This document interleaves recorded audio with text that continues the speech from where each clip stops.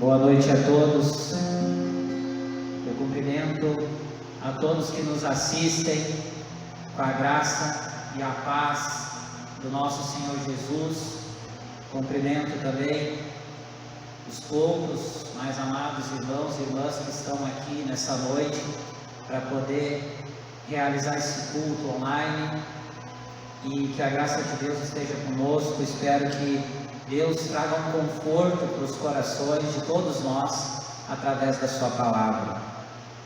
Aí em casa, quem está com a sua Bíblia e quiser acompanhar a mensagem de hoje, pode abrir no Salmo de número 42. Nós vamos estar fazendo a exposição do versículo 1 até o versículo 5, lá do Salmo 42. Eu gostaria já então de fazer a leitura, primeiramente, desses 5 versículos, essa porção da Palavra de Deus, e depois vamos estar meditando mais profundamente em cada uma dessas passagens aqui. A palavra do Senhor, em Salmo 42, diz o seguinte: como a corça anseia por águas correntes, a minha alma anseia por ti, ó Deus. A minha alma tem sede de Deus, do Deus vivo. Quando poderei entrar para apresentar-me a Deus? Minhas lágrimas têm sido meu alimento, de dia e de noite. Pois me perguntam o tempo todo: onde está o seu Deus? Quando me lembro destas coisas, choro angustiado. Pois eu costumava ir com a multidão, conduzindo a procissão à casa de Deus, com cantos de alegria e ação de graças, em meio à multidão que festejava. Por que você está assim tão triste, ó minha alma? Por que está assim tão perturbada dentro de mim? Ponha a sua esperança em Deus, pois ainda o louvarei. Ele é o meu Senhor e o meu Deus. Aleluia. Amados, o título dessa mensagem eu intitulei da seguinte forma: Deus é o nosso socorro e a nossa fortaleza. Aleluia. Deus, Ele é o nosso socorro e a nossa fortaleza, independente das circunstâncias, independente do que estamos passando e do momento que estamos passando. Deus é o nosso socorro e a nossa fortaleza. Eu quero fazer umas breves considerações introdutórias antes de voltar ao texto bíblico. Primeiro, o Salmo 42 é um salmo de lamentação. Ele é o primeiro salmo do segundo livro dos Salmos. Hoje nós temos nas nossas Bíblias um livro de Salmos, mas originalmente eram 5 livros de Salmos. Eram 5 livros que foram agrupados num livro só. Então, o Salmo 42 ele é o primeiro salmo desse segundo livro. Alguns manuscritos antigos, eles trazem o Salmo 42 juntamente com o Salmo 43. Então, provavelmente, originalmente, lá eles formavam um salmo só. Segunda consideração: este salmo ele foi escrito pelos coraitas, ou os filhos de Corá. Ele não é um salmo davídico, né? Sabemos que o maior escritor de salmos bíblicos foi o grande rei Davi, mas ele é um salmo atribuído aos coraitas, aos filhos de Corá. E terceira e última consideração: os salmos de lamentação, que é o estilo literário desse salmo, que é um salmo de lamentação. Eles evidenciam, entre outras coisas, 2 coisas importantes, que é a importância da busca pela presença de Deus, pela intimidade com Deus, tanto pessoal quanto coletiva, e também a busca pela intervenção divina nas mais diferentes circunstâncias. Os salmos de lamentação, eles têm essas características. Passadas então essas considerações introdutórias, eu quero fazer leitura novamente do verso 1 até o verso 3, que diz o seguinte: Como a corça anseia por águas correntes, a minha alma anseia por ti, ó Deus. A minha alma tem sede de Deus, do Deus vivo. Quando poderei entrar para apresentar-me a Deus? As minhas lágrimas têm sido meu alimento de dia e de noite, pois me perguntam o tempo todo: onde está o seu Deus? Primeira consideração aqui, queridos. A corça, o escritor aqui, ele faz uma comparação de como a corça anseia pelas correntes das águas. Assim a minha alma anseia por ti, ó Deus. A corça, ou em algumas traduções, o cervo, era um animal que necessitava de água para sobreviver, assim como os seres vivos. Mas esse animal tem algumas características, algumas particularidades interessantes. O cervo, ou a corça, é o que nós temos aqui no Rio Grande do Sul, no Brasil, o animal, o veado, aquele que foi feito o filmezinho lá, aquele Bambi, é aquele animal. Aquele animal na cadeia alimentar, ele é um animal que ele é caçado, ele é uma presa, ele não é um caçador. Era um animal que tinha que lutar para sobreviver. Era um animal que os animais selvagens, os animais, os felinos principalmente, eles caçavam aquele tipo de animal para poder se alimentar dele. Então era um animal acostumado a fugir, era um animal acostumado, ele era um animal muito rápido. Então era um animal que muitas vezes tinha que fugir para sobreviver. E aquele animal, ele precisava da água. A água era vida para ele. Ele ansiava pelas correntes das águas. Porque muitas vezes depois de uma fuga, de uma exaustão, de estar exausto, ele necessitava daquela água para se refrescar, para se hidratar. E olha que o salmista compara, que assim como a corça anseia pelas águas correntes, a minha alma anseia por ti, ó Deus. Aleluia. Nós, amados, da mesma forma que a corça necessita das correntes das águas, nós necessitamos da presença de Deus na nossa vida. Nós necessitamos beber dessa água, nós precisamos beber da fonte divina, pois só ela tem o poder de saciar a sede da alma. Nós podemos buscar ajuda e devemos em várias áreas da medicina, em outras áreas, mas a alma, só quem pode saciar a sede da alma é Deus. Só quem pode saciar a fome da alma é Deus. E toda alma ela anseia por Deus. Essa é uma lacuna que só Deus pode preencher. Aleluia.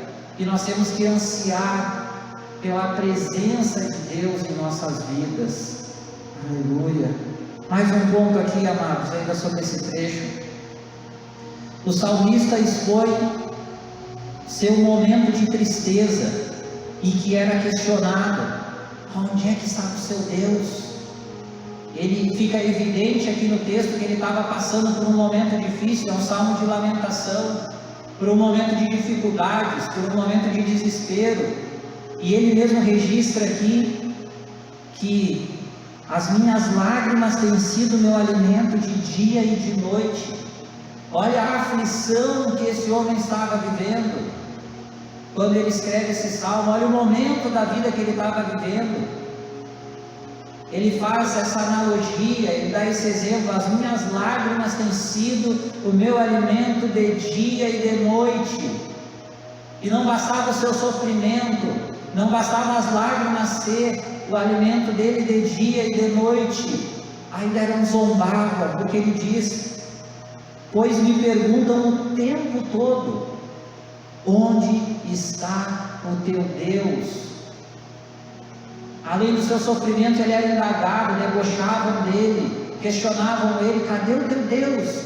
Aonde é que está o teu Deus no momento da tua aflição? Onde é que está o teu Deus nesse momento difícil da tua vida? Esse Deus que tu adora, esse Deus que tu clama, que tu crê. Aleluia. E continua o texto no verso 4, que diz o seguinte: quando me lembro dessas coisas, choro angustiado, pois eu costumava ir com a multidão, conduzindo a procissão à casa de Deus, com cantos de alegria e ação de graças, em meio à multidão que festejava. Aleluia. Primeiro ponto aqui, amados, o salmista deixa claro que ele chorava naquela situação, que ele estava aflito. Aquela situação com certeza fica nítida aqui, que trazia limitações para ele, e aquela situação fazia ele chorar de dia e de noite, a ponto das lágrimas ele dizer que elas alimentam dele. Amados, eu quero já fazer uma aplicação aqui para nós, nesses momentos que nós estamos vivendo, nesse momento de pandemia, que ninguém está livre, ninguém está imune, ninguém está deixando de ser atingido com isso. É um problema mundial que afeta todo mundo, no mundo todo. Não é errado chorar, não é errado chorar aos pés de Jesus. Nós temos que chorar aos pés do Senhor. Ele vai dizer, o texto, quando me lembro dessas coisas, choro angustiado.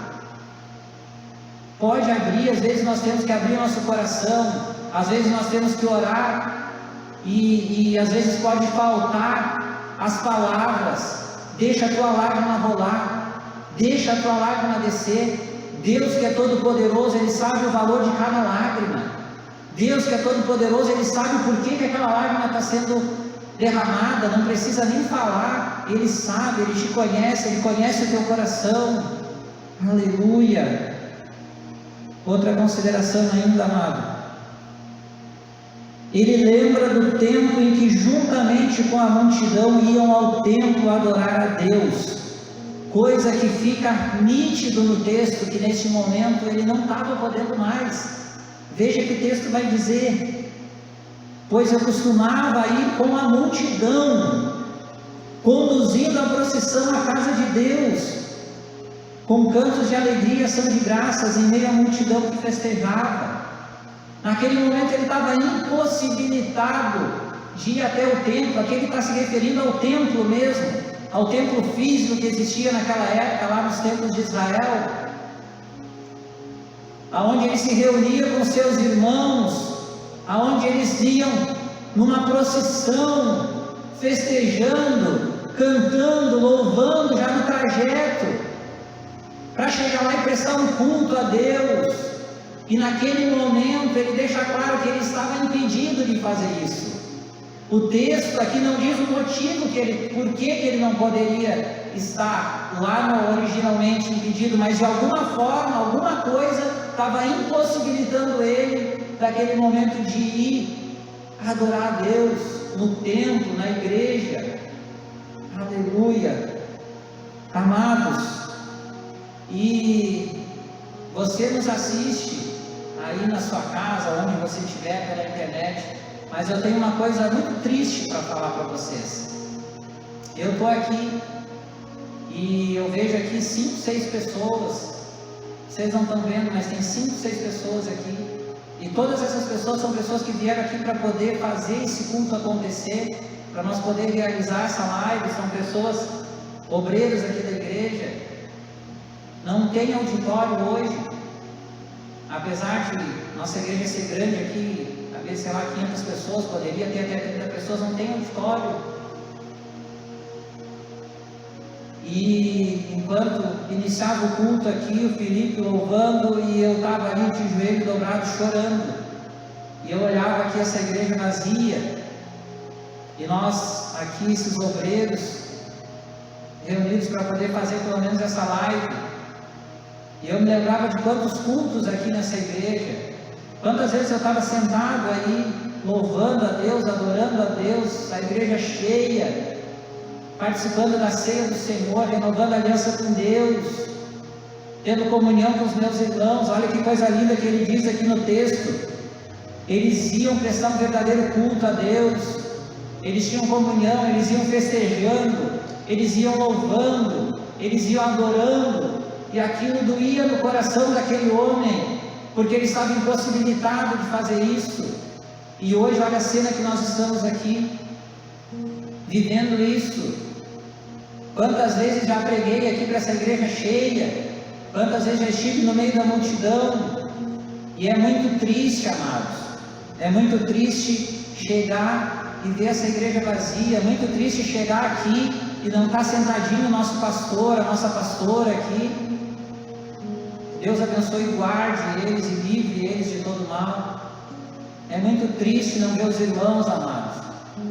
E eu não estou falando isso porque eu acho que seja errado isso, não. Eu sou completamente a favor a todos os decretos que estão sendo baixados aí pelas autoridades do estado, dos municípios aqui do litoral, de restrição de circulação de pessoas, porque a pessoa que eu creio que pensa diferente disso, ela não ama o próximo, porque sabemos que essa dificuldade, esse vírus está aí, é real, está acometindo tantas pessoas, e a igreja ela tem que ser solidária, não só porque existe um decreto que limita o número de pessoas, não só por força de lei, mas porque nós temos que dar exemplo, porque nós temos, graças a Deus, esse recurso aí de fazer as lives, de estar chegando nos lares, de estar pregando a palavra de Deus, mas é muito triste, amados, estar nessa igreja aqui. O salmo é de lamentação, eu estou fazendo uma lamentação pessoal agora. É muito triste estar aqui e ver essa igreja vazia. É muito triste, sabendo que muitas pessoas gostariam de estar aqui, mas como salmista, por causa de tudo que está acontecendo, estão impedidas de estar aqui em comunhão, adorando a Deus, buscando a Deus. Oh, aleluia! Vamos continuar aqui, amados. O versículo 5 diz o seguinte: por que você está assim tão triste, ó minha alma? Por que está assim tão perturbada dentro de mim? Ponha a sua esperança em Deus, pois ainda o louvarei. Ele é o meu Salvador e o meu Deus. Aleluia. Amados, o salmista ele começa aqui no versículo 5 fazendo duas perguntas retóricas. A pergunta retórica, ela é aquela pergunta que se faz, mas não com a expectativa de ouvir uma resposta. Ela faz para justificar uma indagação. A pergunta retórica, ela é uma ferramenta gramatical. Então ele faz duas perguntas retóricas. Ele começa fazendo duas perguntas que a intenção não é despertar no leitor uma resposta. Ele mesmo traz a resposta depois. E essas duas perguntas são: a primeira, por que você está assim tão triste, ó minha alma? Veja a primeira pergunta retórica: por que você está assim tão triste, ó minha alma? A alma dele estava triste, e muitas vezes a nossa alma ela fica triste, e a gente se pergunta: por que está assim tão triste, ó minha alma? A segunda pergunta retórica, a primeira fala da tristeza, a segunda ele vai falar assim, vai escrever o seguinte: por que está assim tão perturbada dentro de mim? Vai falar da perturbação que ele estava enfrentando e da tristeza que ele estava enfrentando. Assim como o salmista, naquele momento da sua vida lá, naquele contexto em que ele estava inserido, a alma dele estava triste, a alma dele estava perturbada. Assim, eu creio que é o momento da humanidade.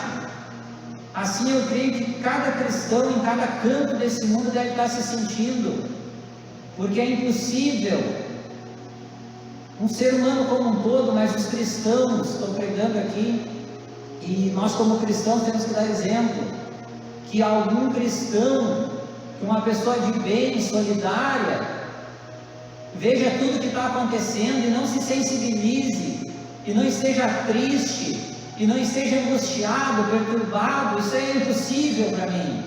Eu não consigo entender pessoas que neste momento, diante dessa situação, querem apontar o dedo e achar culpados, querem apontar o dedo e acusar. Oh, aleluia! O mundo está triste, o mundo está perturbado, mas o salmista ele traz o antídoto, ele fala do problema, ele dá o diagnóstico, mas em seguida ele traz o antídoto, e o antídoto está quando ele escreve: põe a sua esperança em Deus, pois ainda o louvarei, ele é o meu Salvador e o meu Deus. aleluia. Amados, independente da situação, independente das circunstâncias, que como o salmista lá estava vivendo e como nós hoje vivemos, independente do que está acontecendo, independente da pandemia, independente do medo da morte, que assola, que bate as portas, de tudo que está acontecendo, ponha a sua esperança em Deus, no Deus vivo, no Deus Salvador, aleluia, aquele que é poderoso para fazer o que for impossível aos olhos humanos. Tudo aquilo que é impossível aos nossos olhos, para Deus não existe impossíveis. Deus é poderoso para nos consolar, para nos confortar, aleluia. Eu quero iniciar a conclusão, amados. 3 pontos eu tenho aqui nessa conclusão. Primeiro ponto: assim como no tempo do salmista, estamos vivendo dias difíceis, de muitas privações e sofrimentos, onde levamos a Deus nossas lamentações. Amados, é tempo de lamentar, é tempo de lamentar. Eclesiastes 3, Salomão vai escrever em Eclesiastes 3, que há tempo determinado para todas as coisas debaixo do céu. Há tempo de sorrir e há tempo de chorar. Há tempo de ter alegria e paz e há tempo de ter guerra. Há tempo para todas as coisas. Esse é um tempo de dificuldade. Esse é um tempo de dor. Esse é um tempo de tristeza. Esse é um tempo que nós temos que lamentar sim. Que nós podemos chorar sim, que nós podemos lamentar sim, como salmista, aqui como livro de salmos, né? Tem tantos salmos de lamentação e a Bíblia, enfim. Nós podemos sim, só que tem um detalhe fundamental nisso tudo: a nossa lamentação tem que ser para Deus, a nossa lamentação tem que ser com o joelho dobrado, a nossa lamentação tem que ser diante de Deus. O nosso choro, a nossa dor, a nossa angústia tem que ser colocada diante de Deus. Nós não podemos, não devemos andar na sociedade, nas redes sociais, enfim, mais as redes sociais, ainda mais agora, com a privação de andar nos ambientes, de ter reuniões, encontros. As redes sociais se potencializaram como um canal de comunicação e interação, muito mais do que já era. Não é lá que você tem que ir chorar e se desesperar, e levar outras pessoas também no desespero. Ei, é para chorar e lamentar nos pés de Deus, nos pés de Cristo. É para chorar para Deus, é para clamar para Deus, é para colocar a tua dor e a tua angústia diante do Senhor. Aleluia. Segundo ponto: o papel da igreja é fundamental neste momento. Devemos servir de socorro ao mundo que geme. Devemos anunciar o Evangelho. Devemos ser sal da terra e luz do mundo, e não servirmos como pedra de tropeço. Agora eu quero falar para crente, para quem é cristão e está assistindo essa live. Agora esse ponto aqui é para você, é para os cristãos. Eis um momento especial aonde a igreja pode ser sal da terra e luz do mundo. Eis um momento especial aonde cada um de nós devemos ser sal da terra e luz do mundo. E eu quero já falar aqui, quando eu falo de igreja, eu não estou falando do templo, eu não estou falando de placa, de CNPJ, de denominação, de Madureira, de Batista, de Presbiteriana, de Igreja Católica, não. Eu estou falando da Assembleia dos Santos. A igreja é composta pela Assembleia dos Santos, todos nós que se denominamos cristãos, aleluia, independente de que congregação congrega, de que igreja frequenta. Isso é muito importante, estar ligado em comunhão. Mas é momento de nós ser sal da terra e luz do mundo. É momento da igreja ser o hospital da alma, assim como os hospitais que estão superlotados, e eles estão, os médicos, as equipes médicas, todo o pessoal da saúde está fazendo um esforço sobre-humano para poder de alguma forma atender essas pessoas aí, esse caos, colapso da saúde por conta da Covid. assim como eles estão se esmerando, fazendo plantões intermináveis. É hora de nós cristãos entrar nessa causa. É hora de nós cristãos também nos esmerarmos. É hora de nós ser sal da terra e luz do mundo. É hora de nós trazermos uma palavra de ânimo, uma palavra de encorajamento, uma palavra de fé. É hora de nós virtualmente, não pode presencialmente, mas abraçar quem precisa. Uma palavra, uma mensagem. É hora de nós chorarmos com os que choram. É hora de nós sofrer com os que sofrem. A dor dessas pessoas que estão internadas, que estão sofrendo, lutando pela vida, tem que ser a nossa dor também.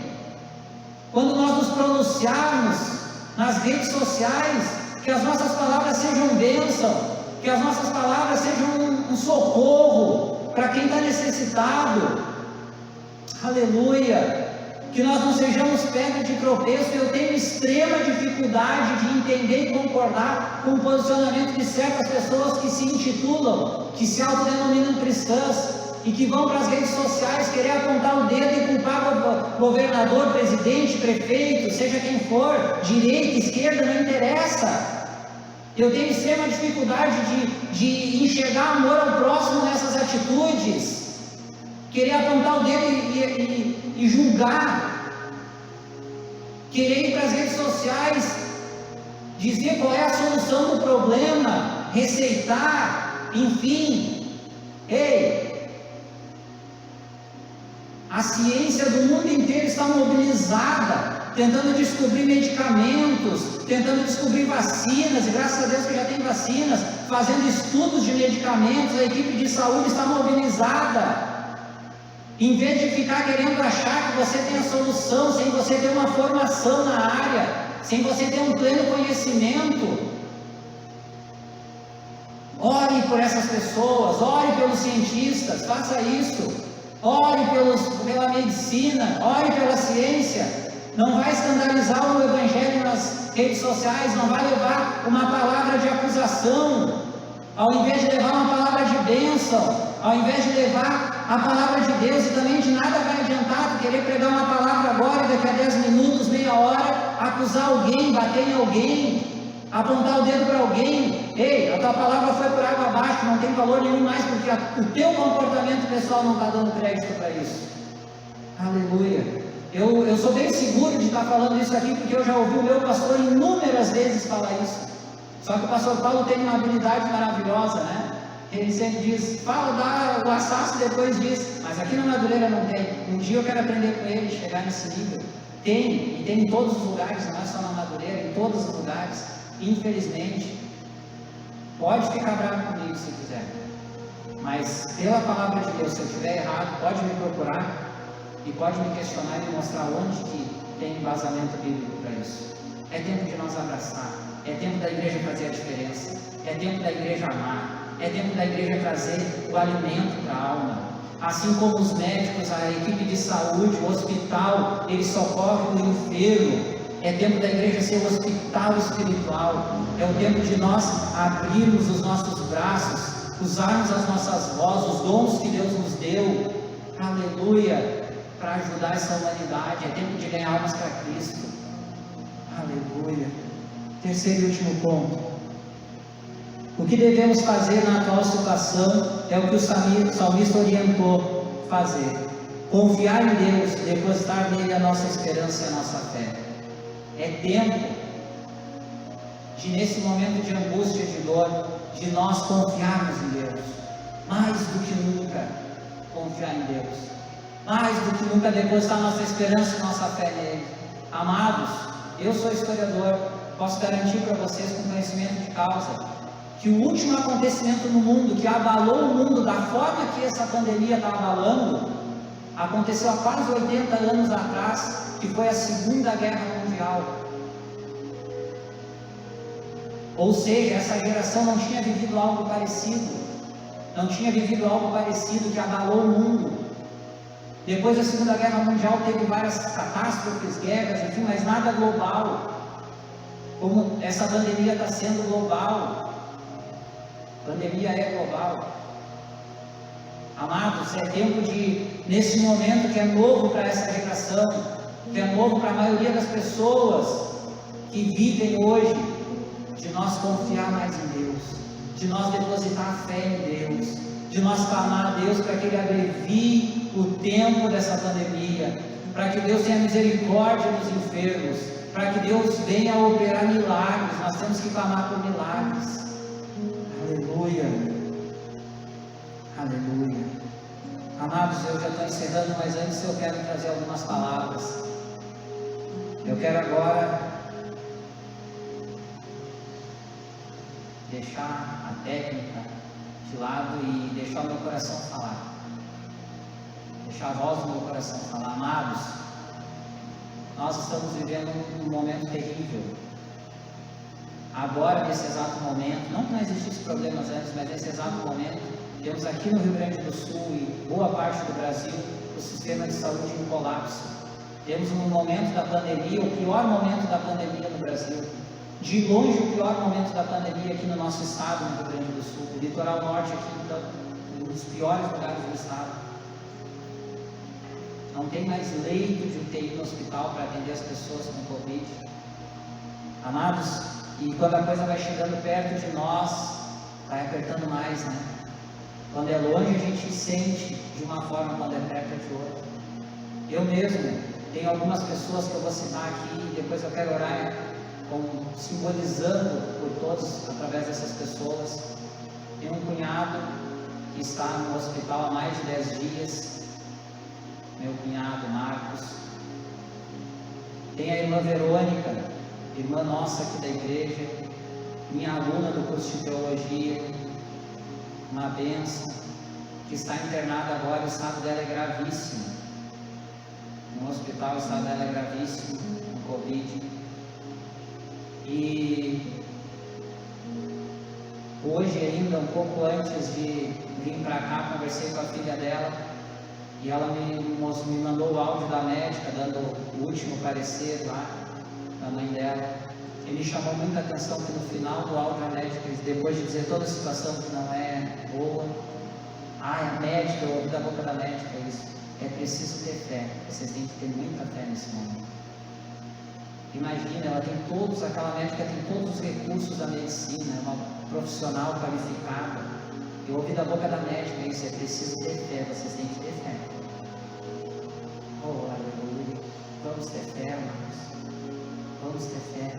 Tem uma pessoa querida, muito próxima, familiar, o Elton, que está internado aqui no hospital de Tramandaí também com Covid, também em uma situação difícil. Estamos mobilizados. Um rapaz novo, com 28 anos, essa doença ela está com essa variação aí, atacando pessoas mais novas e muito mais rápido. Amados, eu quero agora fazer uma oração na pessoa do Marcos, da Verônica e do Elton, representando todas as pessoas que estão enfermas, representando todas as pessoas que estão nos hospitais à espera de um leito. Aleluia. Representando, tem mais algum nome aí, Felipe? Para me dar aqui que já vamos orar.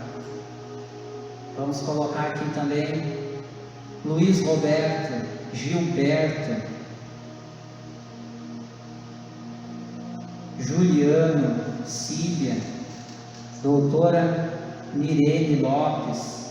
Amados, e talvez nos comentários aí, talvez você assistiu a live e comentou e pediu oração por mais alguma pessoa que não foi possível aqui passar. Também pode ter certeza, a gente vai estar orando agora por todos, não só pelos que estão internados com Covid, por todos os enfermos mais amados, principalmente por esses, para que saiam, para que tenham, que Deus tenha misericórdia deles e que Deus tenha misericórdia de nós e que nós possamos superar isso. Aleluia. Querido e amado Deus, eu oro, Senhor, e clamo a Ti, ó Deus, que o Senhor venha visitar, Senhor, cada enfermo, Senhor, em cada hospital, Senhor, por essas pessoas que foram citadas aqui por nome, Senhor, e nessas pessoas representando todos os enfermos, Senhor. Te pedimos, ó Deus, te peço, Senhor, te clamo, Senhor, em nome do Senhor Jesus, pelo sangue de Cristo, que Tu envie o Teu Espírito Santo, Senhor. Ó Deus, eu oro por todos os profissionais da saúde, Pai, que estão se dedicando, se entregando e trabalhando acima das suas possibilidades, ó Deus, para dar conta de atender os enfermos, ó Deus. Peço que o Senhor tenha misericórdia, Senhor, que o Senhor abrevie, Senhor, o tempo dessa pandemia, ó Deus. Que o Senhor visite as famílias, Deus, console as famílias dessas pessoas enfermas, ó Pai. Oh, aleluia. Que a Tua mão poderosa, ó Deus, seja estendida sobre eles, Pai. Deus, que o sistema de saúde, Senhor, possa dar conta, Senhor, que diminua os casos, Senhor. Eu creio em nome de Jesus que a Tua mão é poderosa, o Senhor pode frear a ação desse vírus, Senhor. Deus, trata com nós, Senhor, trata com a humanidade, Senhor, para que nós possamos nos arrepender, para que nós possamos nos voltar mais a Ti, Senhor, mas usa da Tua misericórdia que se renova a cada manhã, Senhor.